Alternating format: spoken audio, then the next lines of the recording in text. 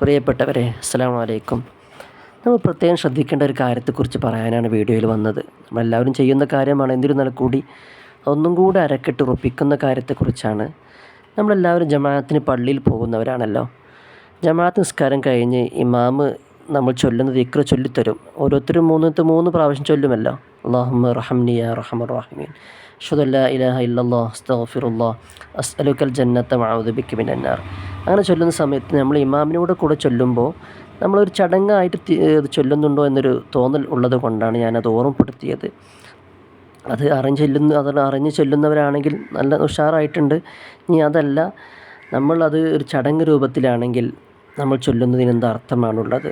ഇമാമിൻ്റെ കൂടെ നമ്മൾ ചൊല്ലണം. കൂട്ടത്തിൽ ഇമാമിൻ്റെ കഴിഞ്ഞ ശേഷം നമ്മൾ കൂടുതലായി ആ ദിക്ർ ചൊല്ലിക്കൊണ്ടേയിരിക്കണം. അതെന്തൊരു പവിത്രമുള്ള ദിക്റാണ്. റഹ്മത്തിൻ്റെ പത്തല്ലേ, അള്ളാഹുവിനെ അറിഞ്ഞ് ചോദിക്കണം. അറിഞ്ഞ് ചൊല്ലുന്ന ഒരു ദിക്റാണെങ്കിലും അതിനാണ് ഏറ്റവും കൂടുതൽ മഹത്വം എന്ന് കരുതി ഇമാമിൻ്റെ കൂടെ ചൊല്ലണ്ട എന്നതല്ല കേട്ടോ ഇതിൽ പറയുന്നത്. നമ്മൾ അങ്ങനെ ചൊല്ലുന്ന സമയത്ത് അതൊരു ചടങ്ങ് തീർക്കലാവുന്നുണ്ടോ എന്നൊരു തോന്നൽ കൊണ്ടാണ് ഞാനത് ഓർമ്മപ്പെടുത്തിയത്. പ്രിയപ്പെട്ടവരെ, അള്ളാഹു നല്ലതിനോടൊപ്പം നിൽക്കാൻ അള്ളാഹു തൗഫീക്ക് നൽകട്ടെ. നല്ല കാര്യങ്ങൾ പരസ്പരം ഷെയർ ചെയ്യാനും കേൾക്കാനും മനസ്സ് അള്ളാഹു നൽകട്ടെ എന്ന് ആത്മാർത്ഥമായി ദുആ ചെയ്യുന്നു.